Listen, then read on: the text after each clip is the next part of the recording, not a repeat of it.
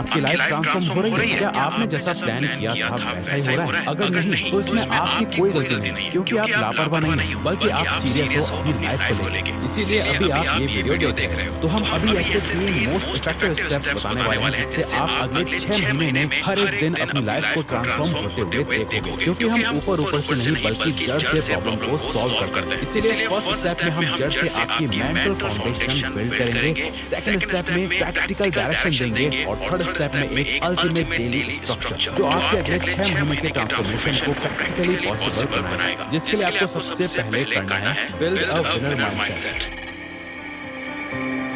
आप बिना हसल किए एक्स्ट्राऑर्डिनरी नहीं बन सकते और एक्स्ट्राऑर्डिनरी बनने के लिए सबसे पहले एक एक्स्ट्राऑर्डिनरी माइंडसेट की जरूरत होती है। ऐसा माइंडसेट जो हर बार गिरने के बाद उठना जानता हो, जो एक्सक्यूजेस या बहाने नहीं बनाता बल्कि एक्शंस लेता है। आओ इसे एक बहुत ही अच्छे एग्जांपल से समझते हैं। साल 1983 में सिडनी से मेलबर्न के बीच एक अल्ट्रा मैराथन हुई थी। इसका डिस्टेंस लगभग 875 किलोमीटर था। उस मैराथन में टॉप लेवल के athletes, branded shoes, protein diets और स्पॉन्सर्स एक साथ पार्टिसिपेट करने आए थे। उन सभी के बीच एक 61 साल की गरीब से दिखने वाले क्लिफ यंग भी खड़े हुए थे। क्लिफ ने अपने नॉर्मल से फटे हुए जूते पहन रखे थे। मैराथन को देखने आए लोग क्लिफ पर हंस रहे थे क्योंकि क्लिफ एक प्रोफेशनल रनर नहीं थे बल्कि एक फार्मर थे। क्लिफ को मैराथन के बारे में कुछ भी नहीं पता था। जैसे कि मैराथन के बीच रात में 6 से 7 घंटे सोया जा सकता है। क्लिफ ने बताया कि वो अपनी भेड़ों के पीछे 2-2 दिनों तक भागते रहते हैं, तो उनके लिए इस रेस को जीतना कोई बड़ी बात नहीं। क्लिफ ने मैराथन शुरू करी और बिना रुके एक ही स्पीड के साथ भागते रहे। जिस मैराथन को पूरा करने में 7 दिन लगते, उससे क्लिफ ने सिर्फ 5 दिन 15 घंटे और 4 मिनट में फिनिश कर लिया था और एक नया रिकॉर्ड सेट कर दिया था। और पता है क्लिफ की इस जीत के पीछे का सीक्रेट क्या था? एक्चुअली क्लिफ की जीत का सीक्रेट था विनर माइंडसेट। तो इसीलिए जब आप कभी किसी चीज पे काम कर रहे हो तो आपको अंदर से ऐसा फील होना चाहिए कि यार मैं कर लूंगा। मुझे पता है मुश्किल है,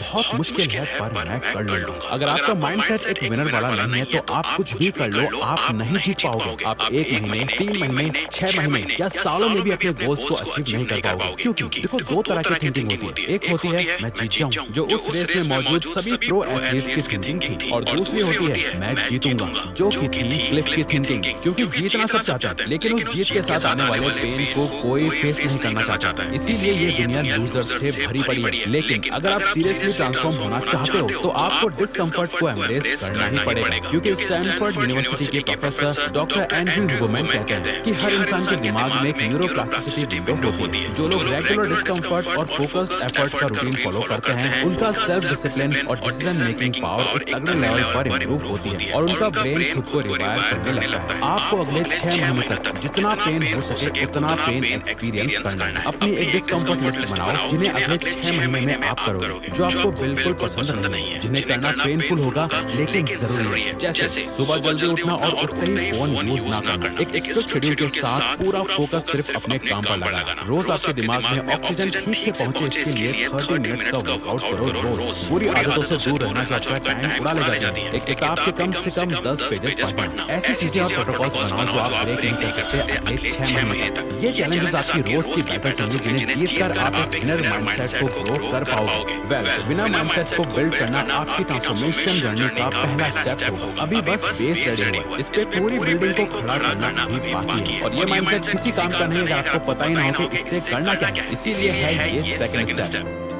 डिसअपियर विद डायरेक्शन। जब तक आप दुनिया को अपना हर मूव दिखाते रहोगे, आप कभी अपने ट्रू पोटेंशियल तक नहीं पहुंच पाओगे। आपको एक ऐसी इंटरनल पर्सनैलिटी बनानी होगी जो खुद के लिए लॉयल हो, अपनी ग्रोथ को प्रायोरिटी दे, दूसरों के लिए कम टाइम निकाल कर खुद के लिए थोड़ा सेल्फिश होने में उससे शर्म ना आए और किसी को हर्ट किए बिना बस खुद को सबसे ऊपर रखे। इसका मतलब है अगले 6 महीने के लिए आपको लोगों से कुछ कनेक्शंस तोड़ने पड़ेंगे, सोशल वैलिडेशन के एडिक्शन से छुटकारा पाना पड़ेगा और एक्शन सिर्फ अपने लिए लेने पड़ेंगे। ये थोड़ा अलग और आइसोलेटिंग होगा, लेकिन अगर आप चाहते हो कि आपके डिसीजंस प्योर, पावरफुल और डिस्ट्रैक्शन फ्री हो तो डिसअपियर होना ही पड़ेगा। गायब होना सिर्फ लोगों से छुपना नहीं होता। गायब होने का मतलब है अपनी जिंदगी के सब डिस्ट्रैक्शंस हटा देना और एक सिंगल डायरेक्शन में अपने आप को पुश करना। लोग कहते हैं मैं बदलना चाहता हूँ, लेकिन उन्हें पता ही नहीं होता कि वो एग्जैक्टली क्या बदलना चाहते हैं। उनसे पूछो तो बहुत वेग आंसर्स मिलते हैं। यार पैसे चाहिए, हेल्थ थोड़ी ठीक हो जाती है तो सही रहता, घूमना है कहीं, कितने पैसे चाहिए, हेल्थ में क्या ठीक करना है और एग्जैक्टली कहाँ घूमने जाना है। क्लैरिटी के बिना डिसअपियर होने का कोई मतलब या फायदा नहीं है। जब आपको नहीं पता कि आपको किस दिशा में जाना है तो गायब होने का प्रोसेस भी बस एक अपने करंट सिचुएशन से बचने का एक एस्केप बन जाता है। तो इस स्टेज पे आपको अपने आप से 3 सवाल पूछने हैं। मैं अपने किस वर्जन को डिस्ट्रॉय करना चाहता हूँ? अपने करंट सेल्फ का प्योर डिस्क्रिप्शन लिखो। आपके इस वर्जन में क्या क्या चीजें हैं जो आपको पसंद नहीं है, आपकी बैड हैबिट्स, माइंडसेट, अपीयरेंस,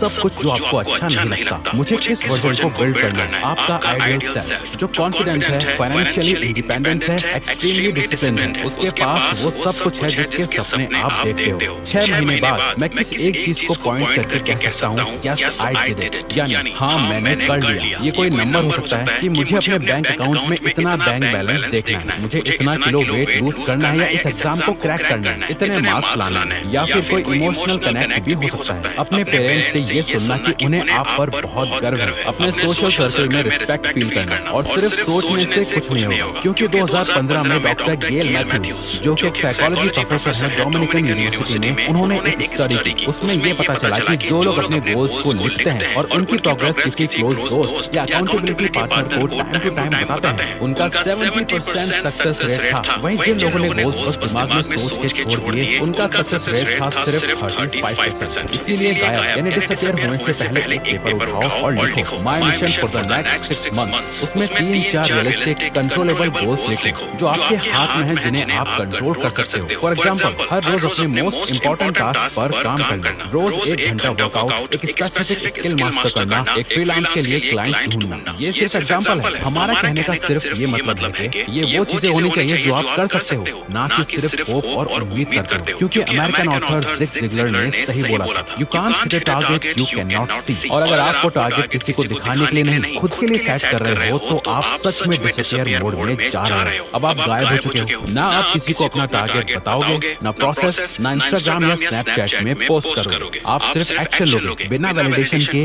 बिना तारीफ के। बस एक इंटरनल स्कोर बोर्ड पे स्कोर बढ़ाते जाओ खुद के अंदर। जब आपका टारगेट लॉक हो जाता है और दुनिया से आप डिस्कनेक्ट हो जाते हो, तब आप एक्चुअली ट्रांसफॉर्म होना शुरू करते हो। लेकिन अगर आपको time management, procrastination, discipline, mind control करने, गोल्स अचीव करने और कंसिस्टेंसी से प्रॉब्लम आती है, तो इसे सॉल्व करने का बेस्ट तरीका हमने अपने कोर्स से विनर माइंडसेट है। आपने एक स्ट्रक्चर भी रेडी कर लिया है। आपको किस गेम में जीतना है ये भी क्लियर है। टारगेट एकदम लॉक है, पर जीतोगे कैसे? फायर करना पड़ेगा। और ये सब बेकार हो जाएगा अगर आपने ये आखिरी स्टेप मिस कर दिया, जो कि है द होलिस्टिक। अपने टारगेट को अचीव करने के लिए एक होलिस्टिक रूटीन बनाओ जिसमें ये 3 टाइप्स की हैबिट्स की जरूरत है, जो आपके ट्रांसफॉर्मेशन का बीज बनेगी। One that fills your mind. जैसा बीज बोओगे वैसे फल निकलेंगे। इसीलिए ये ऑनलाइन कचरा हटाओ, ये सोशल मीडिया, गेम्स, कॉन्ट, ये सब हटा के डेली कुछ ना कुछ वैल्यूएबल सीखो। पॉडकास्ट सुनो, ऑडियो बुक्स, किताबें पढ़ो, कोर्स देखो, नए आइडियाज लो, चाहे वो यूट्यूब से मिले या कहीं से भी। अपने माइंड को रिवायर करना शुरू करना ग्रोथ ओरिएंटेड कंटेंट और नॉलेज से, जो आपके गोल्स के काम आए और आपकी फाउंडेशन को स्ट्रॉन्ग रखे। One that empties your mind. अगर आपके माइंड में यूजफुल और बेकार के थॉट्स एक साथ जमा रहेंगे तो प्रोग्रेस नहीं कर पाओगे। इसीलिए एक सबसे इंपॉर्टेंट हैबिट है जर्नलिंग। अब यहाँ आपको एक